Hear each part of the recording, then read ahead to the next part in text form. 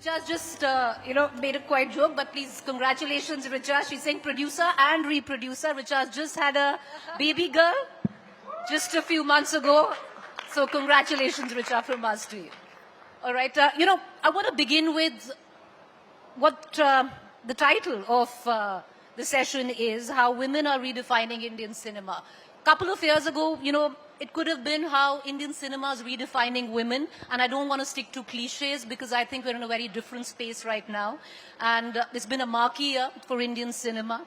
Richa, your film, Girls Will Be Girls, has won at Sundance. Richa and her husband have produced that film. You have Guneet Monga, who's an Oscar winner.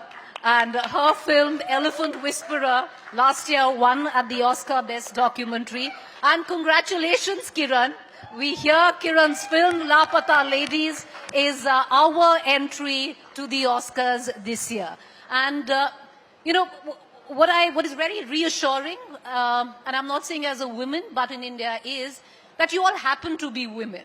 It's not, you're women and you've done so well. But most of these films that have done so well on an international platform, which has practically showcased India and put the spotlight on India, have actually come from women. And, that's a great part. But to begin with, Guneet, you want to give some tips to Kiran? You're fresh off the Oscar rack and Kiran is hoping to win it for us, another one this year. No, I will definitely say that Lapata Ladies is definitely the best Hindi film of the year. So it's one of course, my favorite. It's so beautiful. And so glad to meet you today because this news came only yesterday. But yes, it is, I think, the few stages, which is the shortlist and the nomination. And you get to a top 15 and then to a top 5. And that only, there is a campaign that I feel like, I always feel that we have little time. It has to start as of yesterday. I constantly feel like hopefully our nominations are given as early as possible so we can gear up for a campaign which is getting all the voters who are in the category to get us to a shortlist. It is technical, it is difficult, but it is what every country goes through. And there are certain norms and certain things to do there. But yes, step one will be just get out there and, get going. Roll up the sleeves. It's time to flex and it's time to put a hoarding on the moon.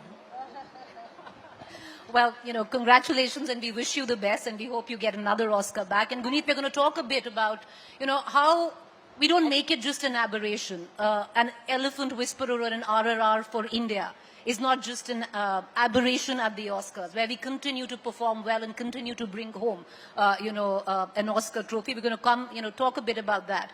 But on a larger scale, and Richa, let's, get you in as well and we'll go into Kiran later.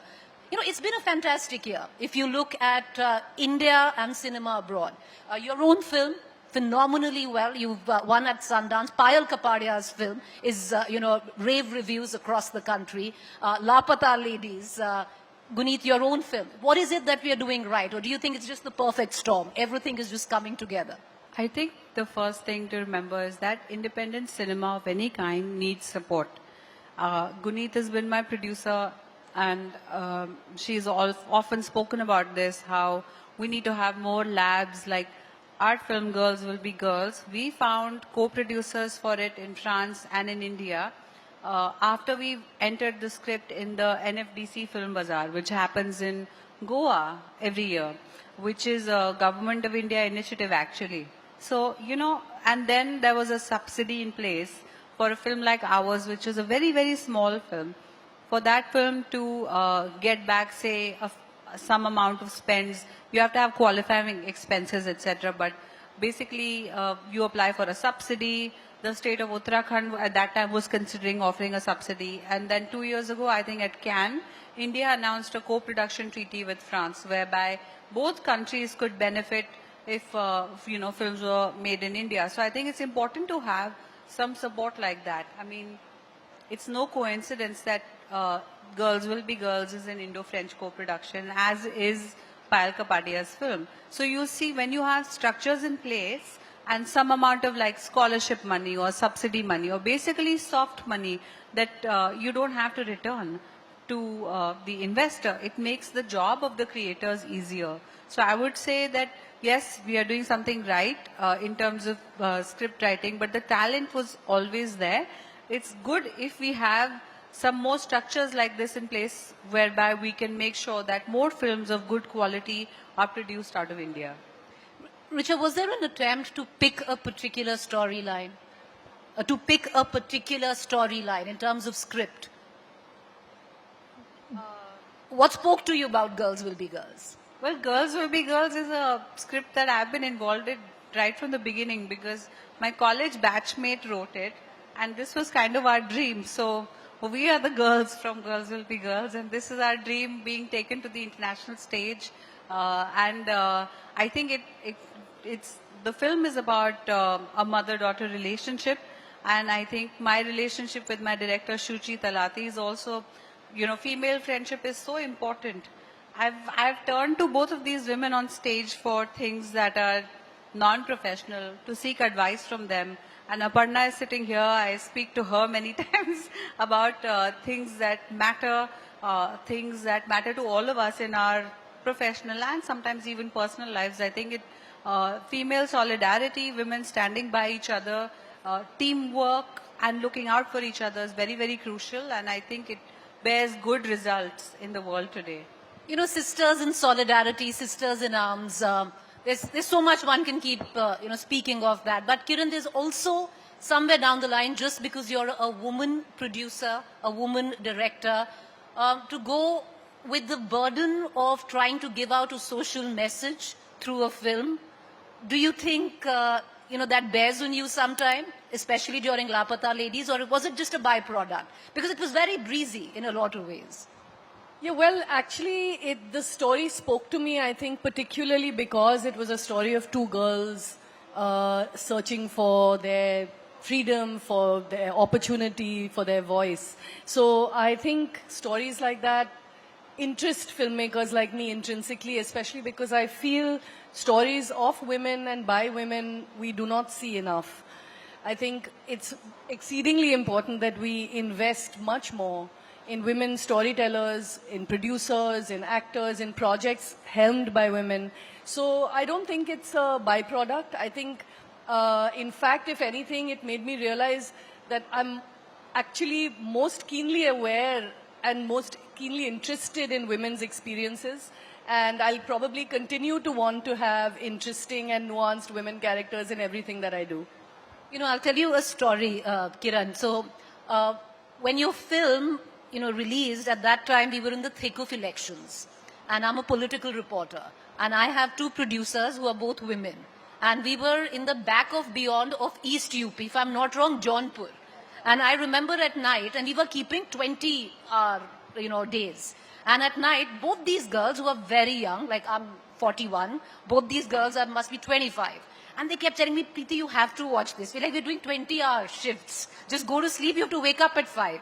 Both these girls saw that film through the night, sat on me, you must watch it, you must watch it. And I remember from Jaunpur, we reached Ghazipur in 2 days, and I watched it, and I was blown. And I'll tell you the story. We went to the Ghazipur Senior Secondary Girls College, and we spoke to all of them. They loved it. And, so it spoke to all of us. And coming from very, very different backgrounds and very, very different ages. So that's a huge compliment. It is indeed. Thank you. But were you, and I'll come to the question. To get a cast which you don't have a big name, like simple faces, simple storytelling, not trying to punch your way into social messaging, most of it delivered with humor. How do you put it all together? I think not having a star cast was important to both Amir and me. We felt that the story, if it remained rooted and organic, would be that much more believable and enjoyable. And I think that's one of the things that the audiences responded to the most. Completely fresh faces, so that you actually forgot. You didn't know who they were, so you forgot and you immersed yourself in the world. I think that really went in our favor. And Yeah, the rest of it, of course, we worked very hard to take all these ideas that we wanted to put into the story, experiences of women, everyday struggles that you have at different stages of your life, to put it in very seamlessly into the story and try and weave it in through humor, because nobody wants a lecture when they go to the cinema hall. And honestly, I think humor is one of the best ways to address some of the stickiest, most uncomfortable problems. So it was an automatic choice because it is a satire. It's quite unbelievable, two girls getting swapped on a train because of a gungat. So it lent itself very naturally to satire and humor. And I think when we learn to laugh at ourselves and we can, take complicated and uncomfortable problems and laugh at them, I think we make space for conversation. We make space to actually be able to talk to people whom we've othered or people whom we think we are very different from. No, like I said, it spoke to a lot of us, because I still remember one 18-year-old telling his bhabhi, again, in that same belt, lapata lady ho jayega, gungat utha lo. But Guneet, to bring you in and to touch on the question that we were talking about earlier. Your own film last year winning the Oscars, RRR doing well at the Oscars. Now, how do we as a country, as a film industry, ensure it's not just a one-off? How do we ensure that Kiran brings back an Oscars for Lapata Ladies and so on and so forth? Bring Guneet on board. I think the key for, last year was really, really special with Shaunak Sain's film, with RRR and Elephant Whispers in 3 separate categories. All of us actually there felt like a unit promoting, our categories and running a campaign. But I think at the core of it does lie, one has to understand that these are American awards. So at the core of it does lie American distribution. And there is a system to that. It's now, I think, in 70 some years. 97 years. I'm actually a member, but yes. So it's been lasting for so many years, right? It's been lasting for so many years. At the core of it, it is awards held in US, and US distribution is at the center of it, because it's a year-long work. So I think somewhere that is very important, and RRR also was able to re-release, which is a huge feat and a huge expense. But running the distribution there and thinking about it early on is at the absolute core of it. So that is very, very important. And we were with both Period End of Sentence and Elephant Whispers was distributed by Netflix. They were both Netflix originals. So we had an American distributor on board as the key person to run the campaign with, of course, all of us. But in fact, even Lagan, if you see, it had Sony Picture Classic, and they did a fantastic campaign. It's actually a huge, huge deal to even get till nominations. It's very, it's a whole process. So we've gotten very close with the Lagan. We've gotten very close with RRR and with Elephant Whispers and the song. Gotten a chance to get up on the stage. But it is actually constant effort as independent filmmakers to think about American distribution. If there is an independent film that needs to, that will play into the awards, it's part of producing that we look at the distribution from early on. Because that also works for Kiran, because she's got, Amir Khan, then she has Gio. Yes, in fact, they've got that backing. Yes, and in fact, it is so exciting because I know it was 20 years ago, but the process is still there. So yes. And the last time we went there was Lagan.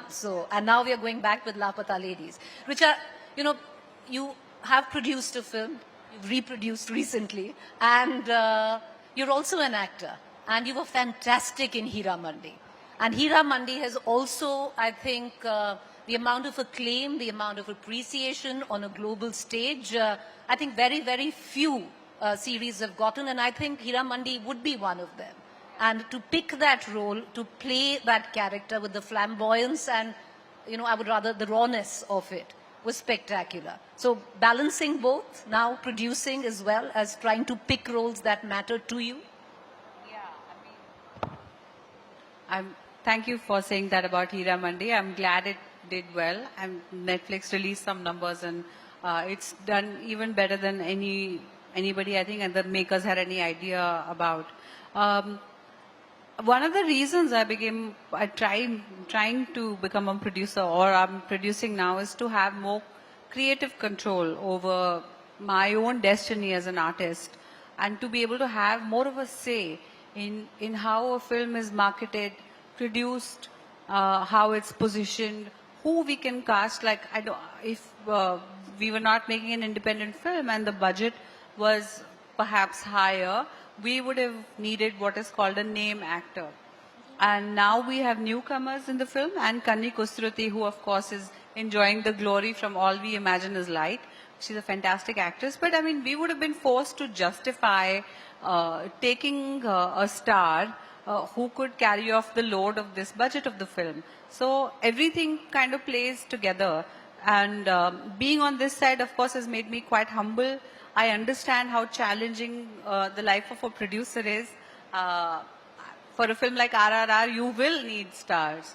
But the minute you put a very big presence in a film like Lapata Ladies, somebody with an overarching persona or somebody who's very, very well known, and you cast them, it's not going to work in the same way. So I think this has made me more humble about the job of a producer. Really, hats off. It's very, very challenging. But at the same time, I don't view it as being very different from acting. It's like, it's an extension of what you do.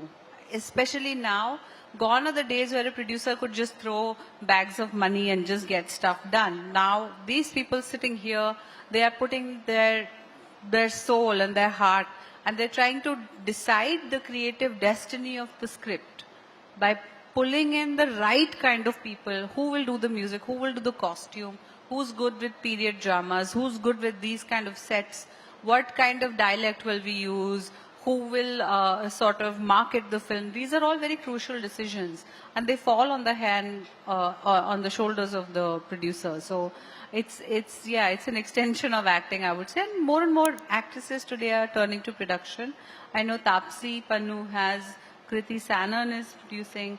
Yeah, so a lot of Sonam Kapoor, Riya Kapoor already produced. So you would see a lot more from female producers going forward. To talk of Hira Mandi, Richa, the similarities also, very, very different canvases where Hira Mandi is concerned and Lapata Ladies. But strangely, the messaging is quite the same. And I'm going to narrow it down to gender now. So, the kind of story you told in terms of with all these women banding together, helping each other up, they'd hate each other's guts, but they'd give a helping hand ultimately. Yeah. And even where Lapata Ladies comes into play, very different canvas, a very different setting, but it's quite the same. Yeah. And the messaging in Hira Mandi, I would reckon, was more direct. And where Lapata Ladies is concerned, you walked out of it and you said, oh, yeah. It's about freedom, isn't it? At the end of the day, everybody wants to be free, to be able to do what they want to do, study as they wish to, wear what they want to, and to pursue, like the American Constitution says, it's a pursuit of happiness. What allows you to be your full, well-fleshed out self. I saw you guys, or you girls actually, even off screen, getting each other's back. If there was one of you who was getting some flack on social media, because of whatever, the reasons might be, the main protagonist. And I saw all you bunch of girls come in and support her. And you saw that very actively, which possibly might not have seen a few years ago. I mean, I think social media is such an unfair beast. True. Anybody can say anything. The anonymity offers you a certain kind of freedom, and it empowers a lot of cowards. And of course, you can pay for somebody to be trolled nowadays. It doesn't cost much. We all know it happens. So, why the hell not? Why should we not stand by each other in situations like this? Kiran, I want to bring you in on this. You're coming back into directing after 10 years. I saw Dhobi Ghat, I thought that was great. And are you going to be more active now from here on? I don't think it's confidence, but what is it? Why a 10-year gap to come in and start directing? Honestly, I'd like to say it's because I wasn't in the right headspace. I was working all the time, but I'd never got to the stage when I was absolutely happy with what I was writing. And sometimes it's about the headspace that you're in, because now when I look at what I was writing, actually there's gems there that I'm going to now hopefully make. I think it was because a lot of my creative self went in being a mum, and I was very, very creatively satisfied being a mother. And producing gave me the chance to be part of the industry, part of my, use that part of my head and my skill set without having the sort of pressure of being the artist in front, which a director always is. You're the mother of the project, you're the face of the project. So a combination of many things.